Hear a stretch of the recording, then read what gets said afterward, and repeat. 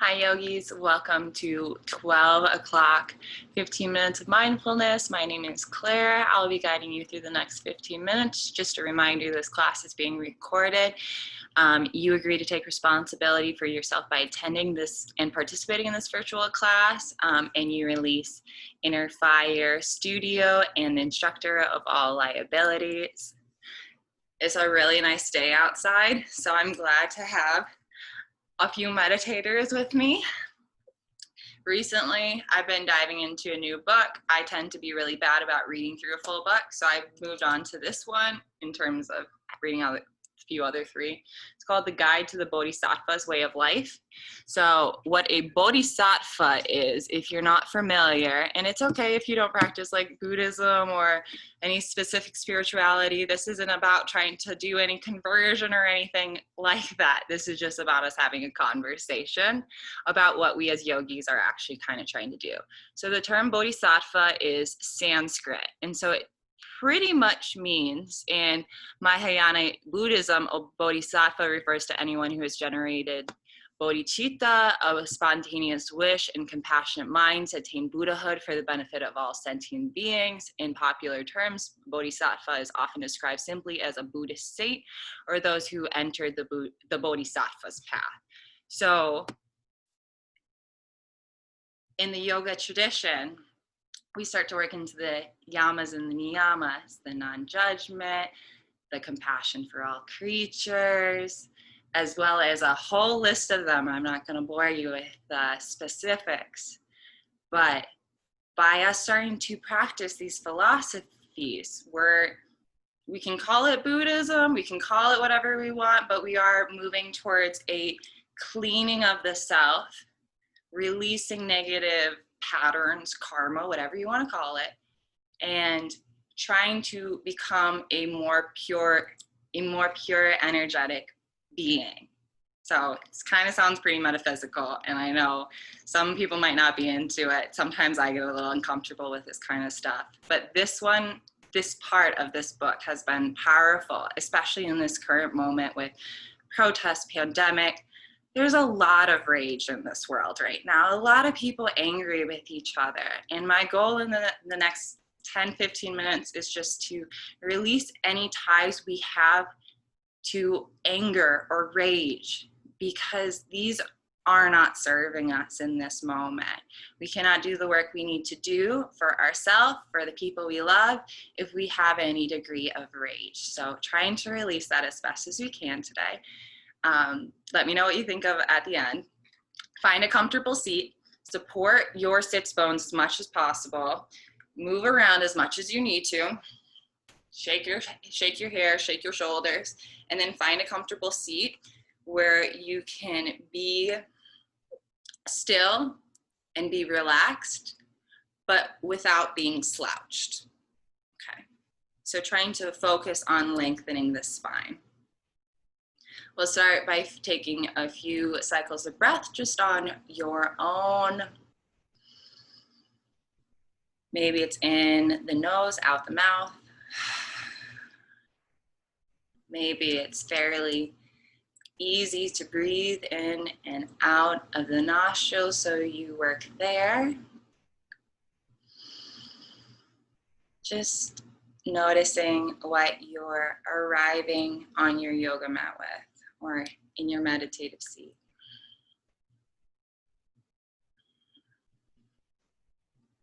Maybe observing if me mentioning the word anger or rage tripped any triggers within your body, if you're feeling anything in response to that, just acknowledging it, not trying to attach to what our belief is or what our feelings are, but just feeling them out for a moment longer.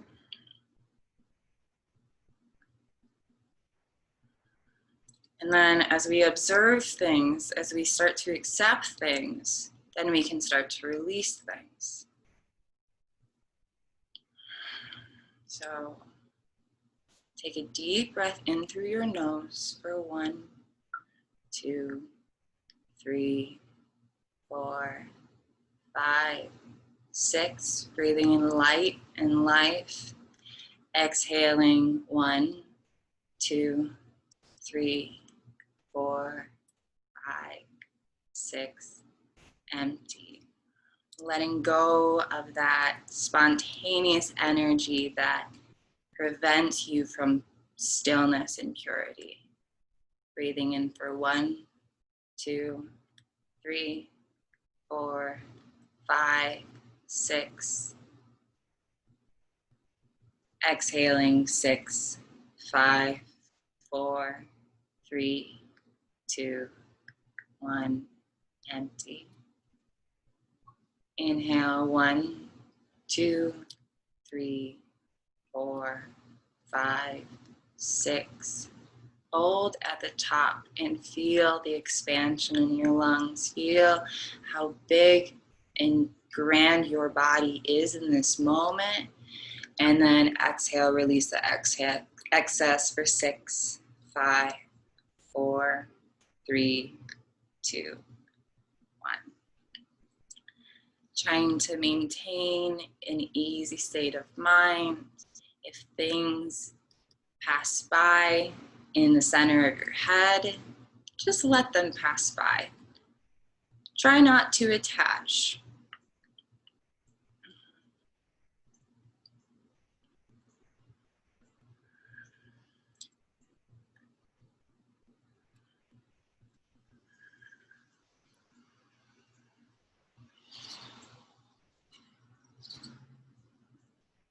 Turn attention to the third eye if you haven't already, the space between the forehead. Notice your center line, your center point.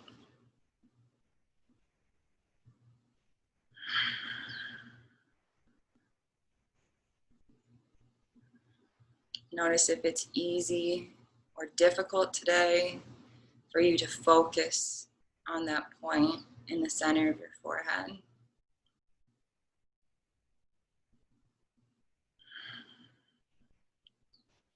And then once you've developed that focus, bring that focus downward into your heart.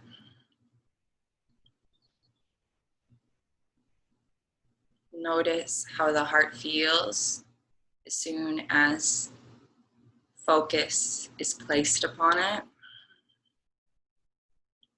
Or maybe you guard up for a moment. Maybe your heart explodes with the attention. Just take a moment to see how we respond to the attention we give to ourselves, the attention we give to our hearts. Take a few big cycles of breath.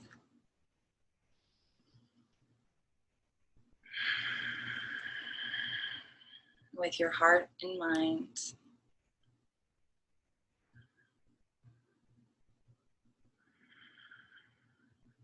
And as you take big cycles of breath, notice that pump, that heart pump that you've got. That circulation that moves from atrium to ventricle, throughout the body, around the tissues, and then back. How things move into the lungs. Just notice.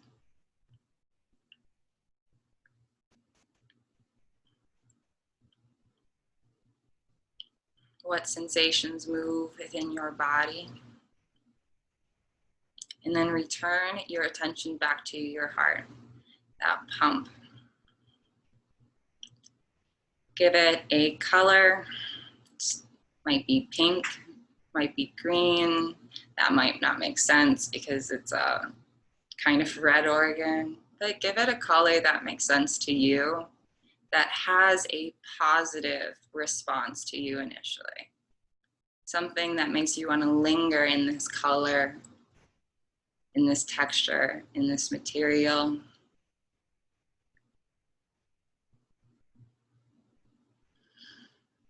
And as you continue to take cycles of breath, notice that strength of your heart, maybe even the beat itself, becomes stronger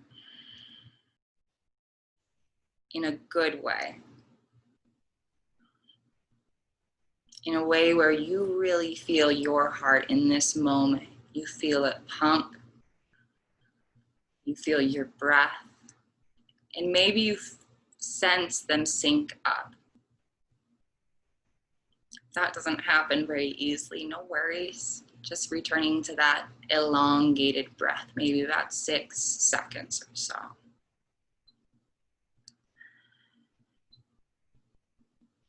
The few passages I'd like to share with you while you're focusing on your good, pure, loving heart is to rid your heart of any anger, any rage, any darkness that isn't serving you. I'm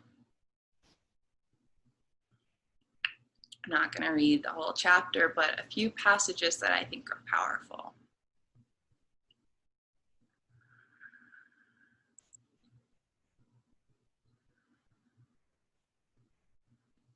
There is no evil greater than anger, and no virtue greater than patience. Therefore, I should strive in various ways to become familiar with the practice of patience.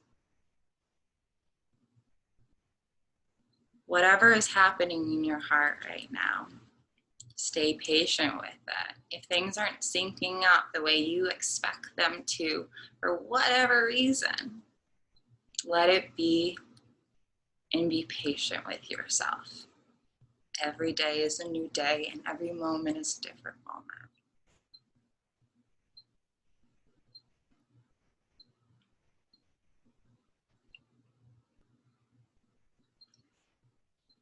Although the enemy of anger creates sufferings such as these, whoever works hard to overcome it will find only happiness in this and future lives.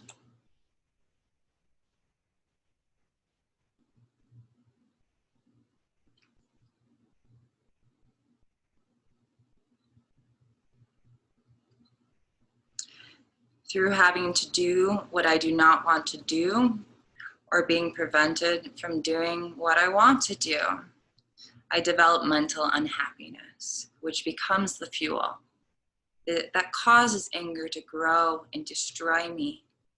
Therefore, I should never allow this fuel of mental unhappiness that causes anger to grow within my mind, for this enemy of anger has no function other than to harm me. I will not allow anything that happens to me to disturb my mental peace.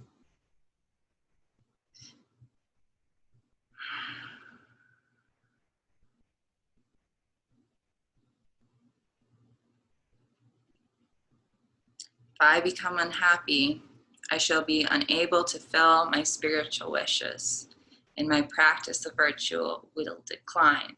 But again, we can release that anger with patience. And the final passage I'd like to mention: if something can be remedied, why be unhappy about it?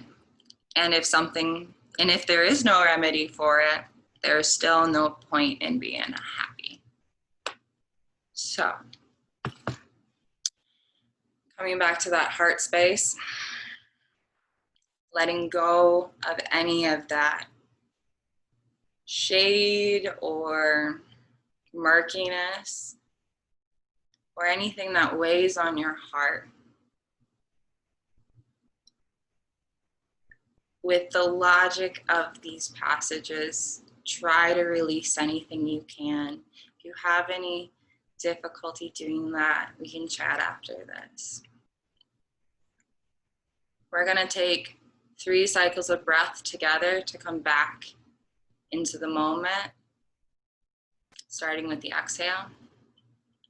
Breathing in for 1, 2, 3, 4, 5, 6. Pause. Emptying. 6, 5, 4, 3, 2, 1. Pause. Breathing in for 1, 2, 3, 4, 5, 6. Feeling that prana expand throughout your body. Letting go of the excess once again for 6, 5, 4, 3, 2, 1. Drawing hands to the heart. We'll do that once again. I'm not going to count out loud. Just breathe with me.